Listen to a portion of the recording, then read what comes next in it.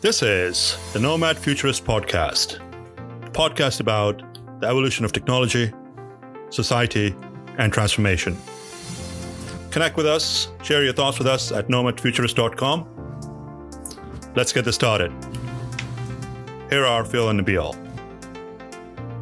Hello. Welcome to Nomad Futurist. This is Nabil Mahmood, your host from Kona, Hawaii. This is your co-host, Philip Koblenz from Montclair, New Jersey. And this is your guest today, Kevin Kent from Columbus, Ohio. Kevin, thank you very much for taking the time to join us today. Let's start with your background. Tell us a little bit about yourself. Yeah, well, this is a lot to tell, I guess.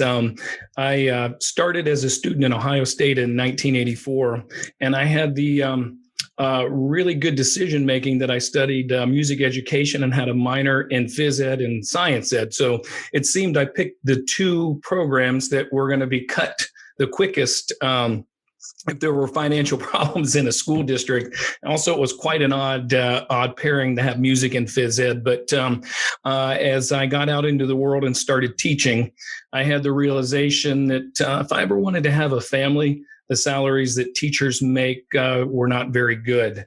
I managed to land a corporate training job with a national bank based here in Columbus.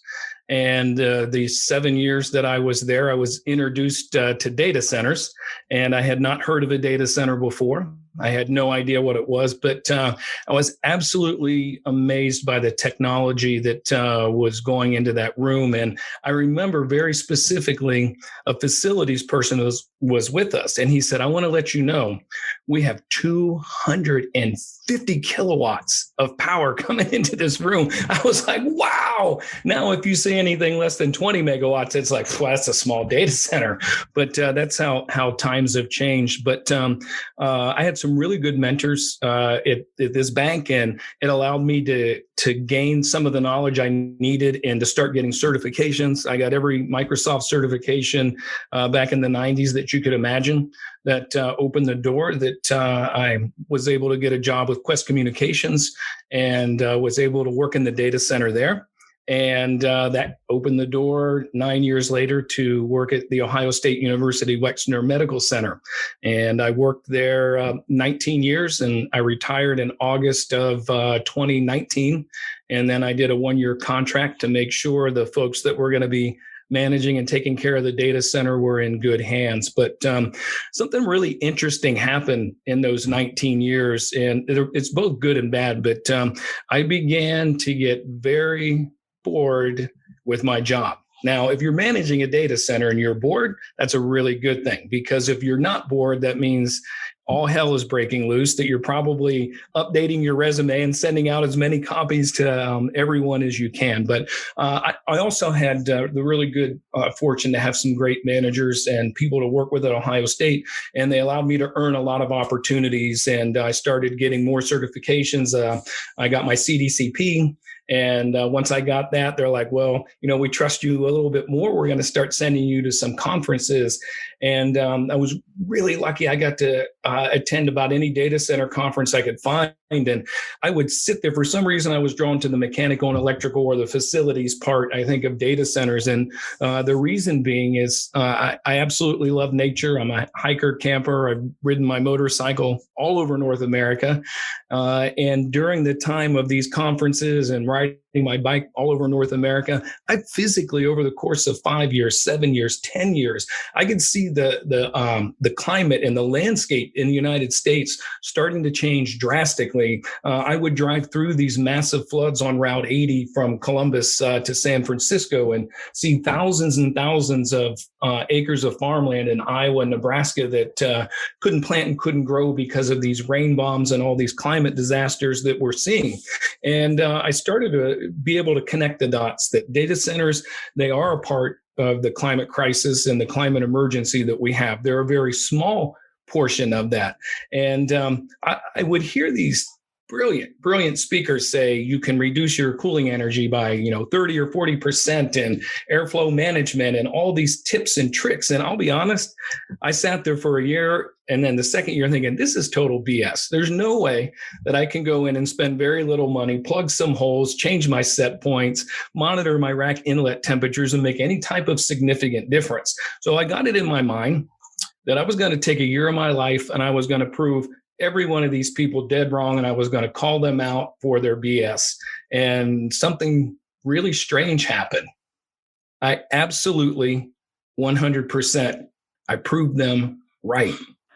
And I started to make some little gains with the data center in Ohio State without spending any money, and started to do some what was considered by Ohio State some controversial things where, like, hey, we have 18 inches of a drop ceiling. Why don't we use that as a return plenum? Let's see if we can direct some of the heat back to the cooling systems, and how can we separate our supply and return air, and how can we become more efficient? How can we measure the total amount of power we're using, and then figure out where is it inefficient and how can we tighten that up? And when we reduce that, what are we doing with our carbon footprint? And let's just not focus on the amount of electricity we're using. Let's look at scope 1, 2, and 3. Where are we buying things from? What is the transport? What are we doing with our equipment and material once it becomes outdated and old? Are we being good environmental stewards?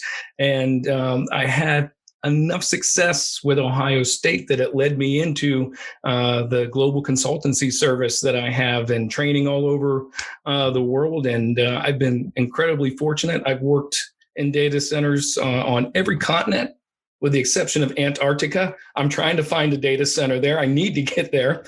But it's really interesting, the techniques and the methodologies, how we build data centers, where we build data centers, how we manage them, just all of the little intricacies very much fascinated me. And by following science, basic science, and even common sense, it allows you to really tighten things up, save significant amount of money, and become better environmental stewards. And that is a really important thing this day and age. We've seen significant changes in our weather patterns. I know it snowed in Hawaii this year. It always does. It always does. I didn't think it ever snowed in Hawaii. And I noticed in Tokyo, I was in Japan in 1987, and I was there in the springtime, and I was able to see the cherry blossoms. But I was there in early May, and they bloomed in March this year, and it was the earliest in 1,200 years. Is how long they've been tracking. It was the earliest that those trees ever bloomed, just due to the increase in temperatures and the heat rise that the planet has seen. So I know that's kind of like the drive-through of a little bit about myself, but whatever questions you have or direction you want to go with that, feel free. Oh, you just opened up a can of worms. This is going to be an exciting one. So yes, it does snow in Hawaii. We've got 12 out of 14 climate zones where I live. What really caught my attention earlier this year was the fact that it snowed in Dallas, Fort Worth, Texas. Yes. And the whole community came to a halt. But before we get into any of that, how did you end up picking music? And was 250 kilowatt the turning point for you to get into the data center? I mean, come on, that's quite magical. How did it all happen? And what did you want to do when you were a kid? Yeah. So I think the reason I picked music is the arts and culture were always a really big part of my family. On my mom's side of the family, her mother played the organ at every mass at St. Nicholas Church in Zanesville, Ohio. Her grandfather was a celloist. My mother was a dancer.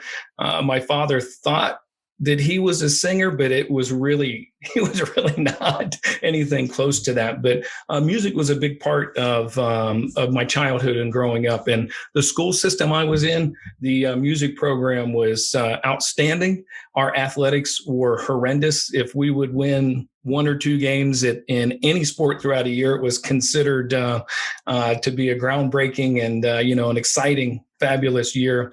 But that's just where I felt I could make a difference, and that's really what I wanted to do. You asked me what did I want to do when I was a kid. I had great parents. I'm the youngest of 5. I had wonderful siblings that sometimes taught me by force rather than by action. But I always felt this need that I want to give back. And as much as I enjoyed music and, I excelled, I took private lessons on a couple of different instruments. And I found that as a means that I could become a student at Ohio State. And that was a place I loved. We'd grow up watching football, Ohio State football and basketball games. It was a family affair. It still is. And I just saw that as the path of least resistance and where I could have the opportunity to be a positive influence and make a difference in a lot of people's lives. So just so that everybody knows, I have seen Kevin give out more Ohio State ball caps than anybody that I know. So never, ever, ever mention Michigan. Yeah, no, it's okay. I actually love Michigan. They've been a great rival the last 12 years. They've been fantastic. What's incredible is what we've tried to suggest on this podcast since we started it is that the data center, the critical infrastructure industry is accessible to such a broad demographic of people that it's kind of unique in that regard. To get into the higher levels of the finance world, you might need an MBA or whatever. You need to have like really, really good with pivot tables and spreadsheets and all that nonsense. To be in the legal world, you have to go through a regimented thing. You have to go to law school, take the LSATs. There's a whole set of things that you need to do to enter that profession. With our world, what's unique about it is someone that has a background as, with a physical education, music background, can essentially become a climate scientist. And that's what's so amazing. And in large part, I think it has to do with, how early we are in the evolution of our world. And I wonder if you can speak to that. I mean, the fact that you were able to kind of learn our world through experience and not through, I know we talked about some of the certifications and we can talk about whether those certifications are valuable, to have from a knowledge base or valuable to get you the opportunity to be exposed to the other things. And I think, I probably fall on the latter point than on the former. But how much of being able to evolve experientially and following kind of where your natural proclivities took you helped shape who you are? Yeah, I always felt like I was in the right place at the right time and that I received breaks and opportunities. But the reality is there was not a line of people begging to work in a data center. When I started to work in data centers, we traditionally had the average room temperature was probably around 64 to 68 degrees. Humidity levels were very, very low. It wasn't a comfortable place to be in. It's noisy. I'm a people person. If you're, racking 100 servers and running network connections and all of the activities that you would see from an operational level in a data center, that took me away from the parts that I liked that felt natural to me. But something that happens in that is you do have a customer base. Ohio State, they were our doctors, our research analysts, people bringing huge grants to the university, and part of those grants would go to technology, and then also just your own internal customers within your own IT department that have needs and demands that go through that data center. But where it got real for me is clinical technology began to grow, and you start to get the realization, downtime. Nobody wants downtime, right? Downtime recently has been described as latency, that if you're trying to connect to your bank or social media and there's slowness, that's really now considered downtime. And there's shouldn't be any reasons, unless there's a fire, that you would lose connectivity to your main data center. But what happened at Ohio State is this: hey, if our data center goes down, that there will be patients who cannot be admitted, surgeries that can't happen, medications that cannot be dispensed. Eventually, the medications could get dispensed. And now this is taking on a more personal level where you can start interacting with your clients, with the doctors. You can go to the hospitals and you can see the technology working. And now you don't feel so disconnected. And the experience I had in that area at Ohio State, I think if I'd have been anywhere else, I probably would not have wanted to continue working in data centers and continue to learn more. As far as the certifications, it to me is very much, like a college degree. Yes, I proved that I can memorize information and regurgitate it, in multiple choice or however the format would be in there. But right now, that seems to be the foot in the door. And it seems to be like, okay, you've got these certifications. You really don't have a whole lot of experience. What that tells me, if I'm hiring somebody that is a CDCP or has a ton of DCD certifications, that tells me that I don't have to be as worried that they're going to, lean on the EPO button, inadvertently, trip the dry fire suppression system, and they're not going to take my power network down. So I'm like, I have a trust level where I know they understand the caution and the basic premise of how the facility runs. And honestly, every data center is a little bit different, and the nuances are a bit different, and those, can be learned. But if you were to look at my LinkedIn profile, I bet I have 30 to 35 DCD certifications. I don't know. I'm not going to tell you that means I'm an expert in all those areas and that every one of those that I passed, that I know more than anybody. No, that's not true at all. It means I have a basic knowledge of and a basic understanding, but that's what we build upon. And it's a lot easier to build upon that with somebody if they have some sort of foundation rather than they know nothing. If you were going to hire someone, would you value the certifications or the experience higher? It's probably not an apples to apples, but you know what I mean. Yeah. If I was personally hiring somebody, the certifications would be okay. That's nice. But to me, it's all about the person. Do they have the wherewithal? Do they have the work ethic? Are they a sloppy person? I don't want to go into a data center and see network cords hanging everywhere. Some cords aren't labeled, some are. Something's plugged in, something isn't. Are they tripping, stumbling? Or in the data center, I look for somebody who appears to have neat, meticulous skills, and somebody who is able to communicate and say, hey, I just finished doing this. Will you please go check this? Here's the procedures that I follow. Please check, make sure this is right. And someone who is willing to learn, but sort of has that cautious demeanor about them. Well, that's music to my ears, right? So basically, the whole idea behind the data center being which makes perfect sense because he was a music major. He just did it. Totally. He combined both worlds. Yeah. For those of the listeners over here who don't know what an EPO is, it's actually the bright red button that's typically sticking out of the wall. So just make sure never, ever, ever, ever press that button unless you're asked to. Emergency power off. You never want that. No. All right. So, Kevin, you had my attention when we started talking about climate change. Yeah. Okay. 225 kilowatts to now averaging megawatts of computing power. What are some of the major changes you've seen over the last 5 to 10 years of computing and data center build-outs? Yeah, size and speed are the first things that come to mind. But the size of data centers, the hyperscales, the edge facilities, the advent of the cloud, enterprise data centers, they're going away. No, they're not going away. Oh, they're coming back. The clouds, we're migrating to the cloud. No, we're trying to come back.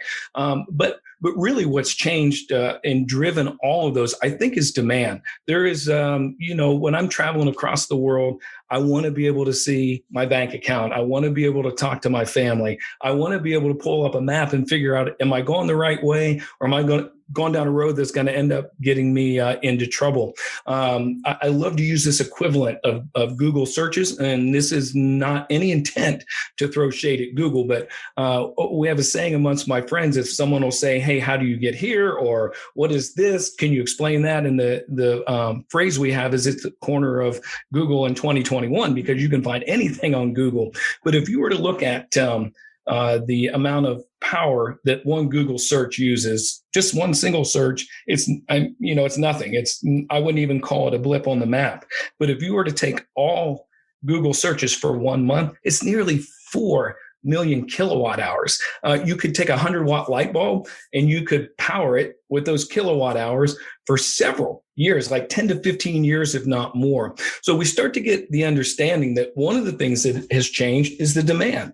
So are data centers energy gluttons? Yes, absolutely. Are we energy gluttons because we don't care and that we just want to take all the power we can get? No, we have to meet the demand, not only of our businesses, but our end users. And right now, what we are doing and how we've conducted business all of 2020 and into 2021, it's relying on technologies, and this will pass through several data centers. It will take power, space, and cooling. So the demand has been the really big thing, but the innovation and technology that grows through data centers, from electrical to the mechanical to virtualization of servers, storage switches, networks. And now we're seeing power being virtualized, where we can be very granular and not have 8 out of every 10 servers sitting there all day long pulling power when they're maybe only running for 20 minutes. And it's giving us the ability to be much more granular, to be much more efficient, and to meet the demand without causing further harm to the planet. I think the what's amazing about the ability to introduce efficiency into a data center is it's one of those rare places where economics and climate activism kind of align. So for the most part, where these companies value in instituting efficiency, and I guess the question at the end of this is my thesis correct? Is that to operate a data center, whether you're an enterprise or you're a large hyperscaler, the largest cost associated with operating that data center is power, the usage of that power. So the more efficiency you can introduce to that environment, particularly using some of the metrics you stipulated, using the drop ceiling as a return plenum, or putting in cold aisle containment or hot aisle containment or whatever, that actually redounds to the bottom line. And it's one of those rare places where that also has a benefit to, carbon footprint and the environmental impact of data centers in general. Yeah, it's interesting because power and cooling, those are about 40% of a data center's cost traditionally. And most of the last 10 years, enterprises and colos, they're not so interested in talking about efficiency or getting it out of the recommended envelope of ASHRAE rack inlet temperatures and into the allowable and increasing temperatures, especially colos. Colos will tell you, hey, if I have a potential client coming in and they feel this, like, hey, it's really warm in here, that 10 years ago, that was a negative. And we've seen that trend change now, where they expect it to be a little warmer. They're asking them, how are you getting your power? Is it sourced renewably? What are you doing? Do you have zero waste? And we're becoming more educated. But what has happened in data centers is our staffs have whittled down. We used to have a ton of people on the staff at Ohio State, and it went down to half, then a fourth, and then really there's just one. And when you're the only person, or there's just a few of you who are managing a large facility, you start to get a priority list. And really, it's like, what are the things that could cause downtime? Why? Well, for me, if there was downtime, I knew I was going to get fired and I would probably never work in another data center. So you start to prioritize. And, thermal compliance, I'm like, I could have cared less. I don't care if it's 50 degrees in here. That's one thing I don't have to worry about. I can check that off my list. And we would tack that up as, hey, that's the cost of doing business. If I'm a colo, I can pass that cost off, to my clients or to the folks that are in there. But what we are seeing happening is in the UK, they pledged to be carbon neutral or zero carbon emissions by 2030. That's 8 years. How are they going to do that? I mean, how is that possibly going to happen? One of the ways we know that can happen is if we're sourcing renewable energy. We look at where data centers are built. We don't build them really anywhere near where our power is coming from. And we talk about power, the site of generation, whether it's traditionally generated or if it's renewables. We know in the US, it's average of a 7% loss from HV, from high voltage down to low voltage. So if I'm getting 20 megawatts of power and I'm at minimum losing 7% because I'm so far from where that generation is. I'm taking a lot more than 20 megawatts of power, significantly more. But what we've seen in the Nordic, when we talk about efficiency, is this great idea.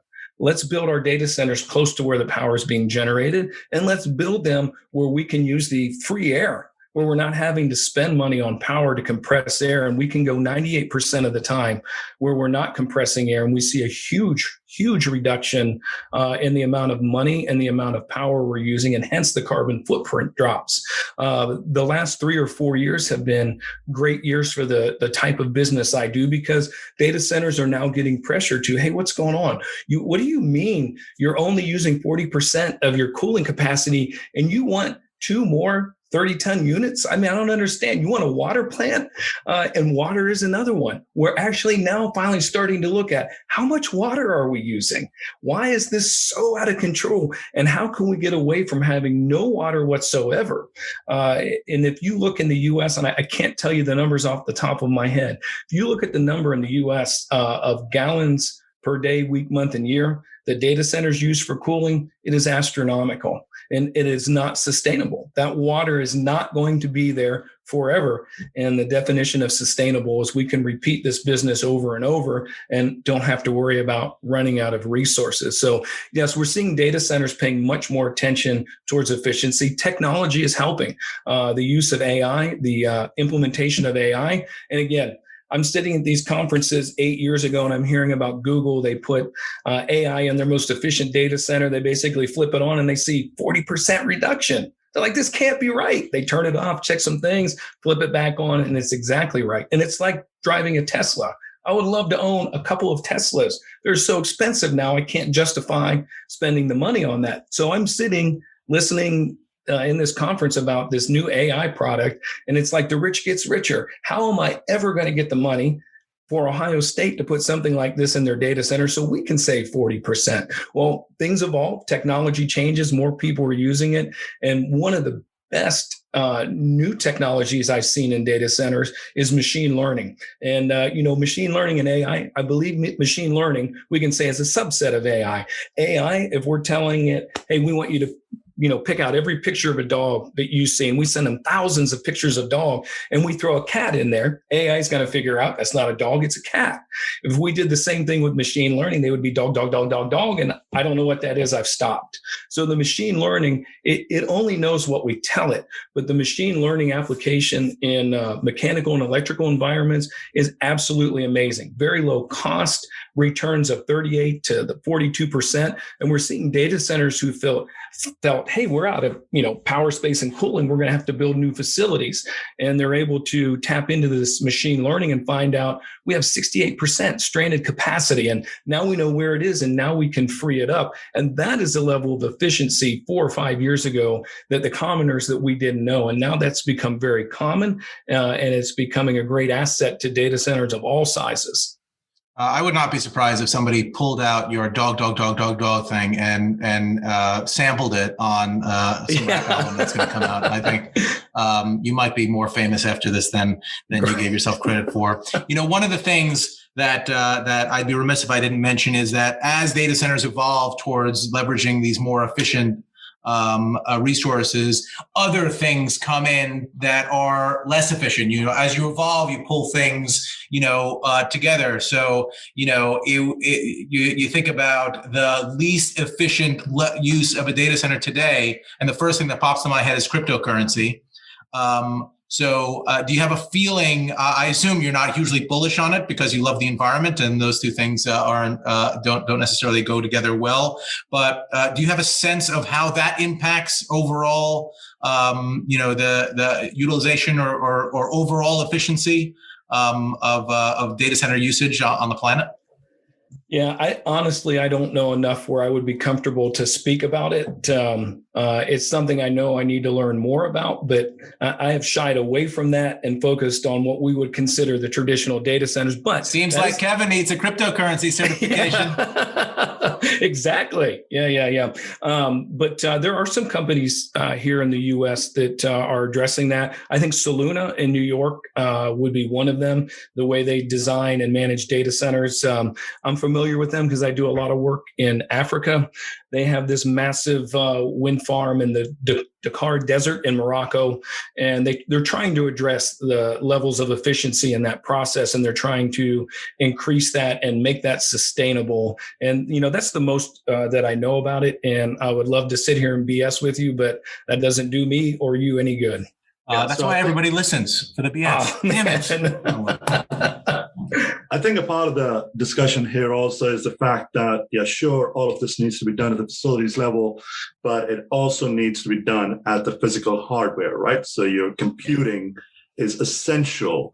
The computing loads have changed. The form factors have changed over the years. What we used to do, 1 to 2 kilowatts a rack space in an 8 square foot form factor is now in the 30 to 40 kilowatt, and it's just going to accelerate thereafter. So I would say the manufacturers of the computing infrastructure needs to change as well, whereby power and cooling demands are going to change at some point in time.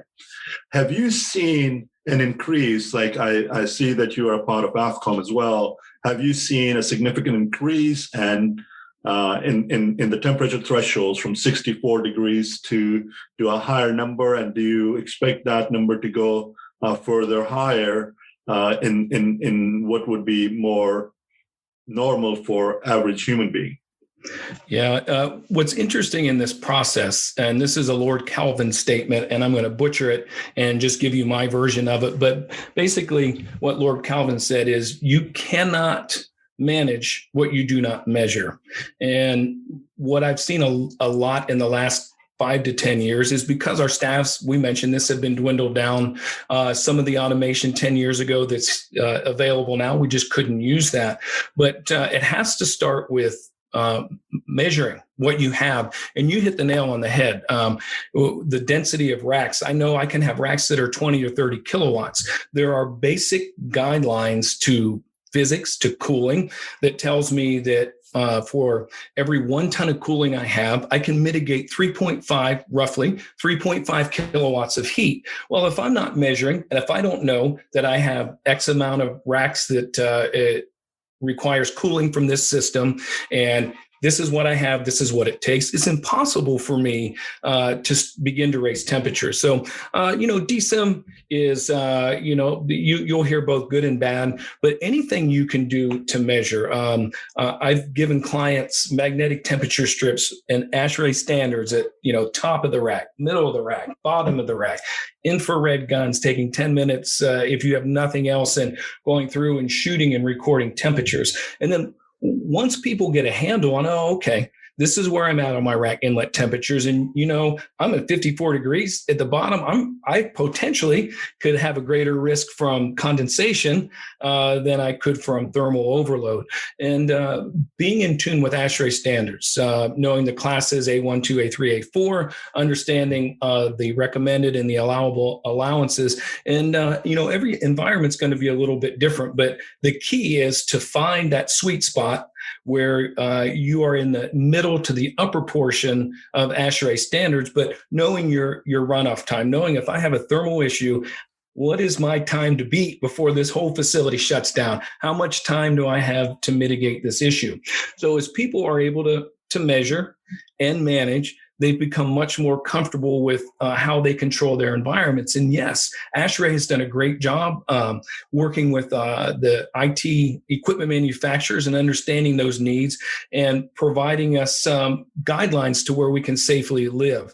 And if you give me a rule set and you say, if you stay in this rule set, you're never going to have a problem.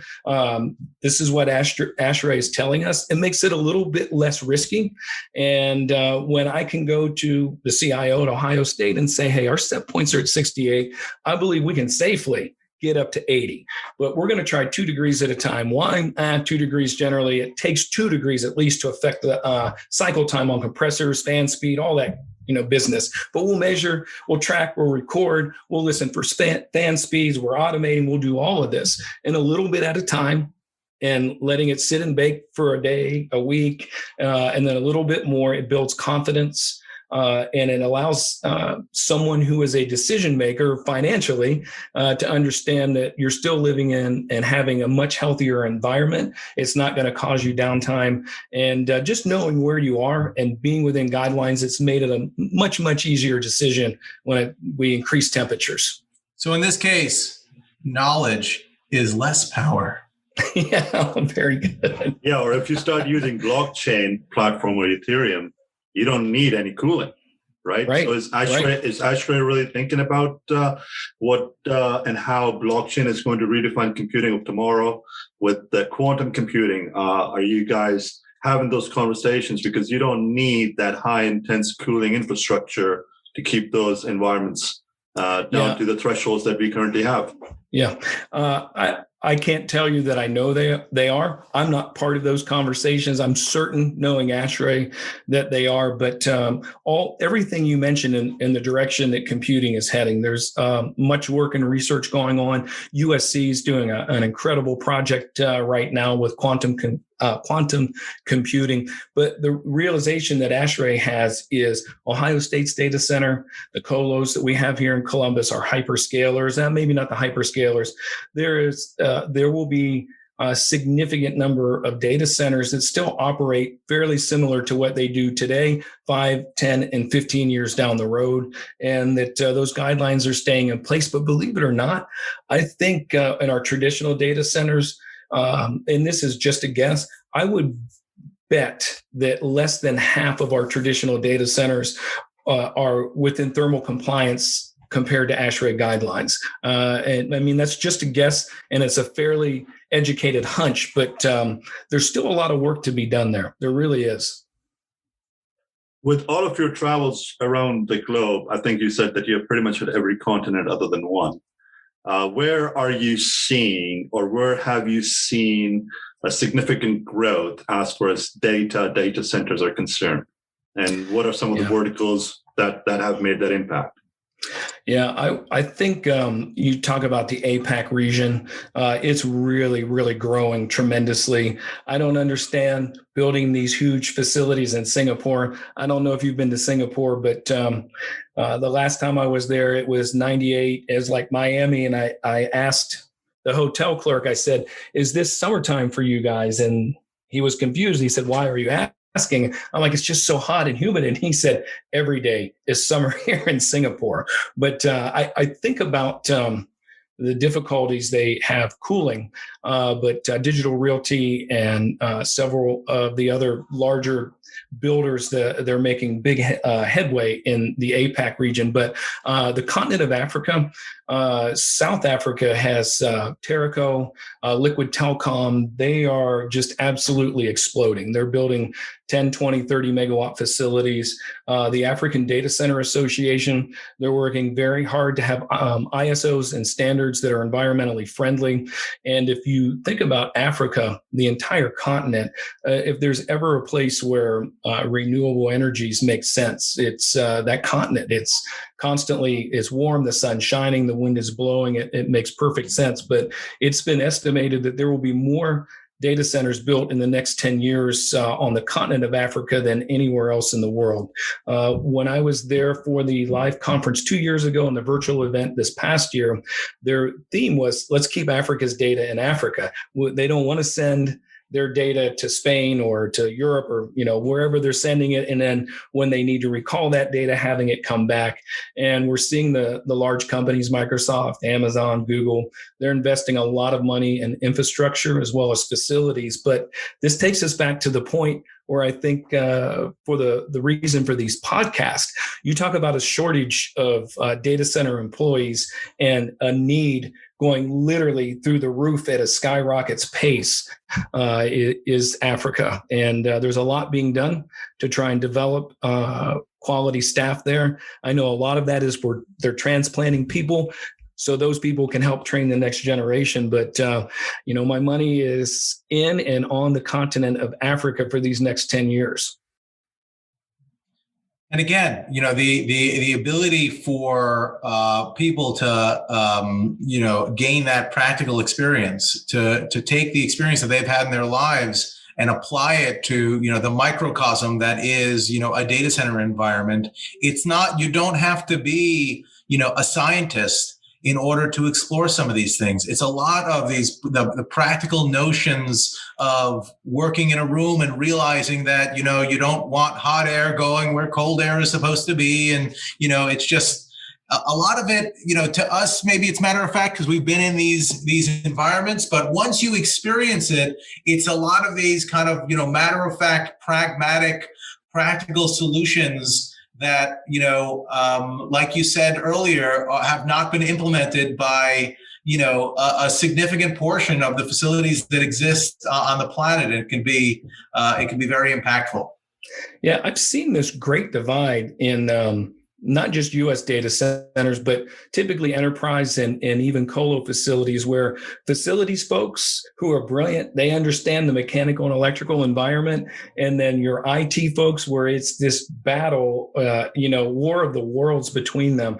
But I've seen colo specifically train their facilities people in the IT world and vice versa. And it's very important that they be able to work together. And in Africa, I believe that's the approach they're taking, where there is and I know you guys will agree with this, there is a huge difference between a skilled and qualified electrician and HVAC person compared to a skilled and qualified data center electrician and HVAC person. And on the right side, the qualified electrician and data center qualified HVAC and electrician, those are the people we want in our facilities. They care about rack inlet temperatures, return air temperatures, where you're measuring, where you're monitoring. They care about stranded capacity in your electrical environment. And they understand how they can prevent that from happening. Or when it does happen, how do you undo that? How do you gain that capacity back? And that's an area that concerns me a lot. Is for 20 years, I've seen this facilities IT battle, and sometimes few years it gets better, then it goes back. But that's an area where there needs to be significant progress so we can move forward to quantum computing and blockchain and all the other newer technologies that we're talking about will allow us to transfer into that if we can all work together. But right now, it's always a challenge. Well, and I think that's why, and we touch on this in many of the episodes, kind of the old school mentality of having a set of staff, no matter what element of, your business they're in, that are, completely compartmentalized and not allowed to understand the relationship between what they're doing to the other elements of the business. It's wrong. I mean, the way you need to do it, and the way as an employee you make yourself more valuable, is to try to take a more holistic approach. And I think it also creates a more valuable, experience from an employee standpoint. Like what better feeling is there than to know that what you're doing and how what you're doing is being leveraged by other elements of the business or by the customers, et cetera. And if we opened up those, compartmentalized areas, and you can apply to any vertical, you can apply to any business. And the data center business, most acutely, obviously, for the purposes of our conversation, it will redound in such significant benefits to the overall business, both from a cultural standpoint, from a productivity standpoint, and from a bottom line standpoint. And I'm sure you would agree with that. Yeah, I had this conversation more than once with Ohio State, and I was able to use doctors, nurses, anesthesiologists as an example. We were talking about, generalists. We kind of want everybody to know just a little bit about everything. And the example I used, if you needed to have heart surgery, you wouldn't want to go to a kidney doctor for heart surgery. You want this surgeon because of the special skill set they have. But once you're inside the operating room, the most important person in there is the anesthesiologist. That's who's keeping you alive. Are you telling me the anesthesiologist isn't intimate with the procedure that doctor is going to do, that the nurse's assistants and everyone else that's in there, they all know the process. They all know what's happening. They know where their part fits in. They know how they meld together. And if you silo all of those off, people are going to die. They're not going to make it out of the operating room. And for that example resonated well at Ohio State. And it's the realization of what you were saying. We have to have understanding holistically of this facility. This is what's happening in here. This is the purpose for this facility. These are the things that can make it go wrong quickly. These are the things that can make it run well.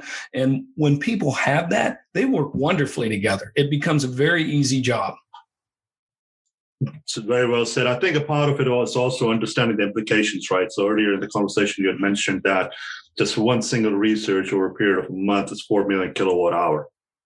And whether you're an end user or an application developer to a facilities manager or a facility, electrician or mechanical guy, all of it needs to actually work and be in sync. I mean, that's really music, right? That everybody's got to work together as a team. Now, let's switch gears just for a second over here. So you talked briefly about machine learning. You talked about artificial intelligence. How has that been accepted? Are we, as data center folks, are we ready to eat our own dog food for the products and services that we are supporting? Yeah, it's really interesting to see how this is being accepted. I think people, when they hear about machine learning, let's just talk about machine learning, because that is the most widely and easy to purchase and easy to implement. Automatically, data center people think DSIM. I've done a handful of DSIM solutions. The last one was at Ohio State. I literally ran thousands and thousands of feet of RS-48 conduit. You're dealing with BACnet, Modbus, SNMP, getting expansion chassis and web cards. And it was a very painful process, but you can also imagine incredibly expensive. DSIM is very, very expensive, but it gives you some insight that you normally wouldn't have. The machine learning products that I see, these are plug and play. They're wireless. They're no downtime. They're very unintrusive to install, and the price tag on them is a third of what we would see for a machine learning application. And the ROI that from very large colos, folks like Digital Realty rolling out to their data centers, on down to enterprises, they're going to be less than a year, just on cooling energy savings alone. And then when we talk about freeing up stranded capacity, the ROI increases, gets even higher, and enables a data center to get better efficiency. So once people sit down and look at and understand not only what it is and what it isn't, but how it works, and then, it only costs that much, then it becomes a no-brainer. Is there some concern when you go into a company and try to introduce some of those processes, and particularly an enterprise that has more of a legacy staff that has been there for some time and maintains this kind of institutional knowledge base? Do you find some kind of pushback from staff that think that this newer technology that is designed to automate a significant portion of how they spend their day to day is going to, impact their livelihood? So you see resistance from the very people that should be the most on board with wanting the data center to run optimally. How have you tackled that, if what I'm saying is even remotely true? Yeah, no, you've literally hit the nail on the head with one of the bigger problems with trying to introduce and help data centers implement this. And really what it comes down to is, yes, when I was at Ohio State, was I concerned about AI, robotics, machine learning could potentially somewhere down the line replace me? Absolutely. I think that is a normal concern, and it is a normal fear. But what the machine learning products do, and it's facilities people that are usually worried the most, but when we're able to sit down and really talk with them and show it what it does and explain to them, listen, we're not taking away from you. We're actually giving you a ton more control of your environment. You're going to have insights into things that you've never had before. And one of the most appealing things for facilities people is predictive analytics. Machine learning, literally after 5 to 7 days, it will start patterning and understanding what's going on, why it's called machine learning in that environment. It will see anomalies, perhaps a spike in power drop, things that we would never see, that we wouldn't even know was happening. And now I have predictive analytics that in a time of COVID, I know 60 days beforehand that I'm going to have an issue with something. Well, now trying to schedule, a vendor to come in and fix it, or finding the appropriate staff that can meet them there when we're trying to socially distant, it becomes a no-brainer. But knowledge in this case is a really good thing. And fear is not. The fear is real and it's there. But when you can have somebody sit down and look through actually what it is doing, and that they will have tons more control, and in turn, it takes a lot of the concerns out about, well, these are the things that could cause me to lose my job. Well, those go away. You never have to worry about those again. Right. And if you embrace those things, then you're making yourself part of the solution as opposed to part of the problem. Or you could just move to Africa. Yeah, right. So, but the thing about machine learning, it's not going to make changes for you. It's going to say, based on the data we're seeing from day to day and learning your environment, we recommend you replace these floor tiles, you shut this unit off, you raise these set points. You still have the full control of whether you decide to do that or not. But having analytics, which I think we all believe in analytics and we know we can trust that, it takes a good deal of the fear away. Yep. Well, you got to know what you're going to try to fix. How has COVID impacted the industry over the last year and a half? Well, number one, it's been capacity. When we went into lockdown, and I think we talked about this. You and I were both at DCD London, and we weren't even thinking about COVID, but we're talking, I think, with Kevin Brown about how we can have microgrids and how we can work more like this rather than in person. But nobody knew what we were headed for. We had no idea, as well as we are about planning for disasters and having plans in place so when a disaster hits that our business continuity doesn't skip a beat. Nobody whatsoever was planned for this. So at Ohio State, we go from having a VPN system that is used to maybe, 2,500 connections at a time, to now we're looking at 15 to 20,000. And the network team at Ohio State, they worked around the clock to compete, to increase that capacity. So that wasn't like an anomaly, it was just Ohio State. So increasing capacity and availability for everyone was completely different, and it was done ad hoc. There wasn't money budgeted, there wasn't space or people, but we still made it happen. And also the lights out theory of data centers, that cracks me up.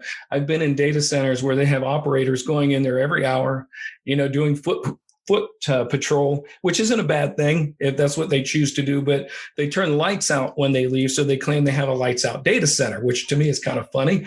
But being able to leverage the DSIM utilities that maybe we have in place and the machine learning that we have in place, and being able to stay ahead of the curve and being able to plan better for maintenance, for having the predictive analytics to say there is a problem, because it was never a concern about hey, we can have this operator go in and meet this vendor. Now it is, hey, who has someone with a compromised immune system at home? Who has a newborn?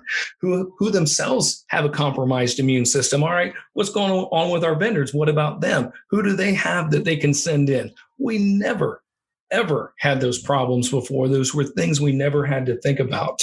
But I think the capacity, the remote management, using technology in our favor to prevent us and keep us from having to go into a place where maybe we could compromise our own health and safety. And now we're learning this. We might not ever need to go back in to the data center on a day-to-day basis. We're working really well. We're managing remotely. We're using technology in our favor. And yes, we'll still always have the need when we're recycling equipment.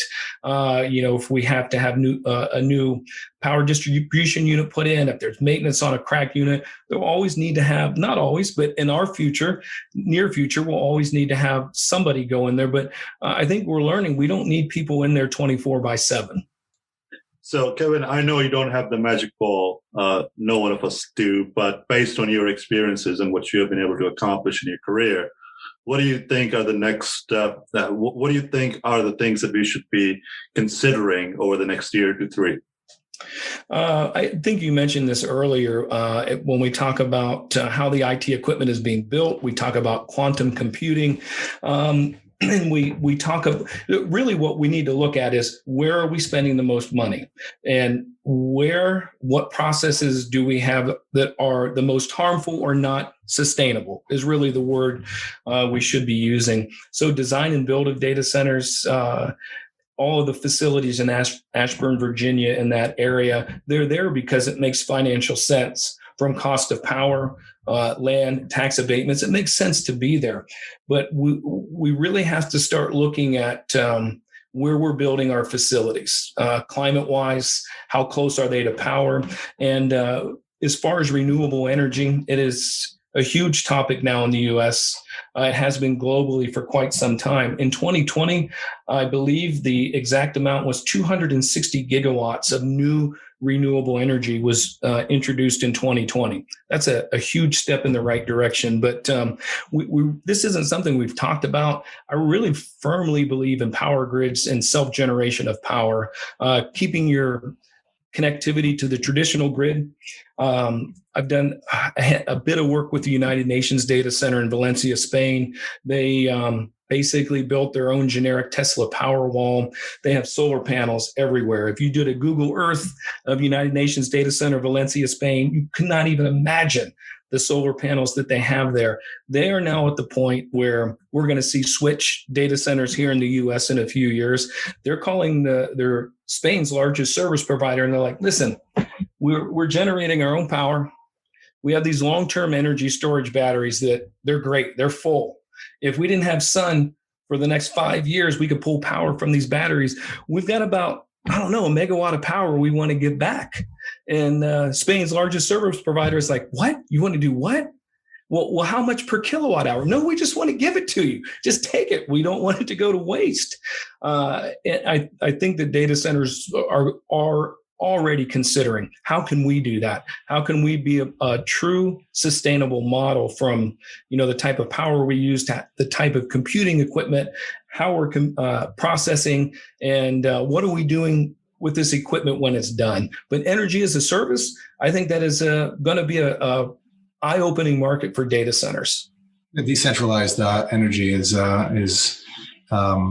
really, really interesting way to not only benefit the climate, but add all sorts of resilience and removing the reliance on a single point of failure. You have one power station go out, and then all of a sudden you have what happened in Texas happen, and it wasn't pretty. As we bring this thing to a close, you have a fairly you have a significant career, again, that was built from, beginnings where I don't think if somebody asked you when you graduated college in Ohio, what you'd be doing in 25 or 30 years, I don't think, climate engineer or efficiency engineer to, large complex computing environments would have been on the tip of your tongue. If you had to say something to the younger folks, the people out there that are just trying to determine where to go in their careers and how they can get involved, maybe they, haven't been, geeks their entire lives and playing with computers all day, and they've heard about this industry, but they don't know. Is there something that you can share with that generation that you think would be valuable, what you've learned, et cetera? Yeah, I think the most important thing is to keep an open mind.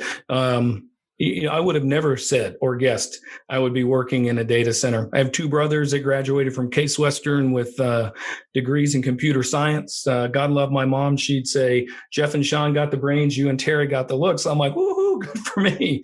But having an open mind, because I think the vision that a lot of people outside of technology have about data centers is not accurate. And figure out what is important to you, as a person. I don't know how you do that in high school. I think 16, 17 years old to try and decide what you want to do the rest of your life is almost an impossible decision. But keep an open mind, know what is important to you, and find people that you value that hopefully are in this industry, and talk to them, learn from them, understand the things that they've gone through, the growth that they've had, and allow them to help you map out a plan for whatever it is you want to do. Kevin, thank you very much. This has been wonderful. Thank you for taking the time to join us today. Yeah, I really appreciate talking with you guys. Very much an honor for me to be here. And hopefully I look forward to seeing you guys in person again very soon. Absolutely. This has been great. Nothing lasts forever. Markets will come back, currencies will rebound, businesses will go on, and we'll all move on. That could happen next week, next month, or next year. I'm confident that those who prepare rather than panic will come out of this stronger. Thank you for joining us. This has been brought to you by Nomad Futurist. Check us online at nomadfuturist.com.